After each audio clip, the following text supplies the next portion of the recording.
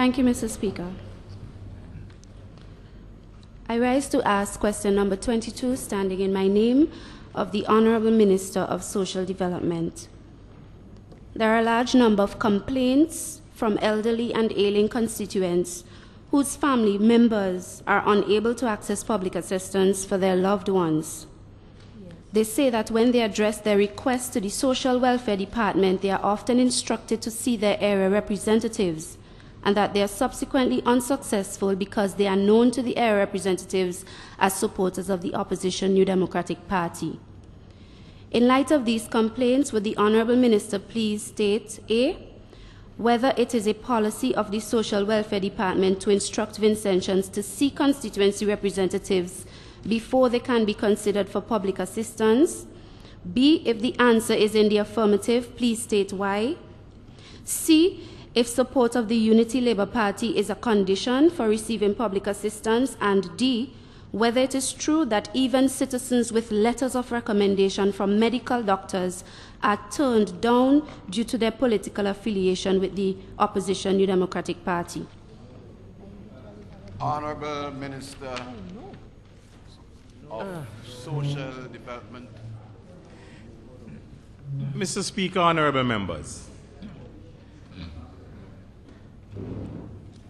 it really pains my heart, as Tajo sang in his calypso this year,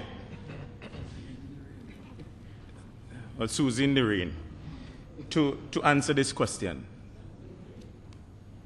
Because this question, Mr. Speaker, is pregnant with falsehood.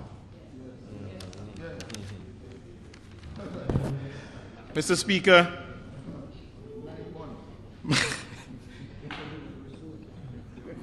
my ministry through the Family Affairs Division executes the Public Assistance Program.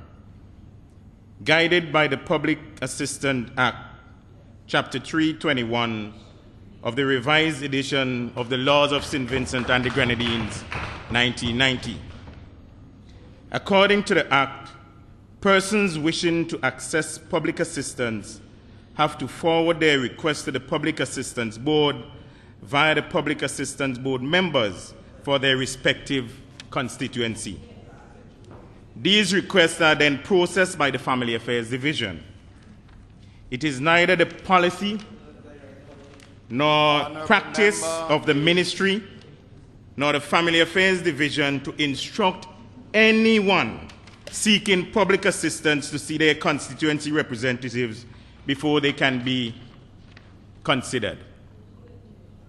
And so being a supporter of the Unity Labour Party is not a condition for receiving public assistance. It would seem to me that this suggestion was intended for political mischief. The Public Assistance Program seeks to enhance the socio-economic status of the poor, the needy, and the indigent in our society. As at September 2011, the public assistance list shows a total number of 5,516 recipients, costing the government 1.2 million EC dollars. All persons who are eligible to receive public assistance have access to the program, irrespective of their political affiliation. So to suggest that a person seeking public assistance must be a supporter of the Unity Labour Party is not reflective of the profound love and the unwavering compassion and support for the poor that this ULP government has exemplified since it broke the NDP yoke of bondage from off the poor in 2001.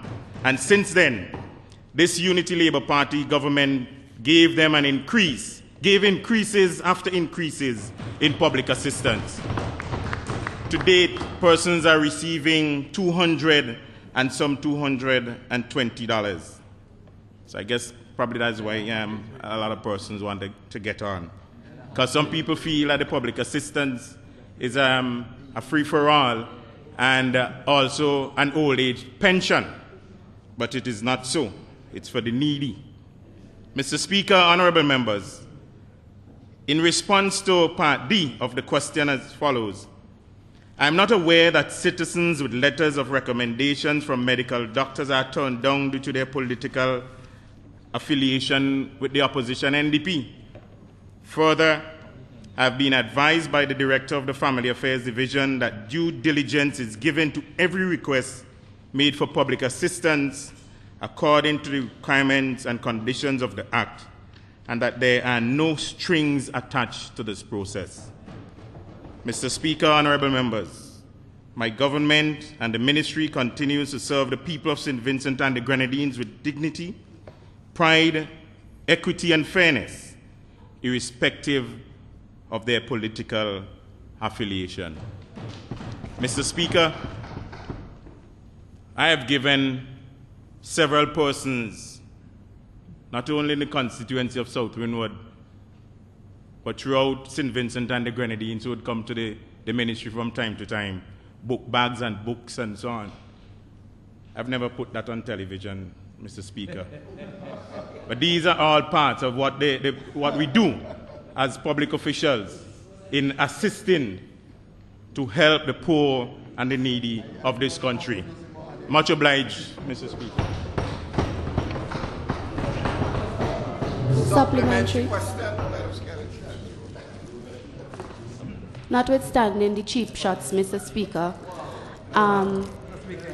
in all seriousness, though, I want to ask through you, Mr. Speaker, the honourable member, if it is possible that while, as the minister responsible for the department, he is saying there is not such a policy, if it is possible that there are officers in the department who do in fact instruct Vincentians, I'm asking you, to see their representatives, whether you know, I'm asking, because I do not accept you implying that Vincentians are lying on the department. There are real stories like this. There are real stories.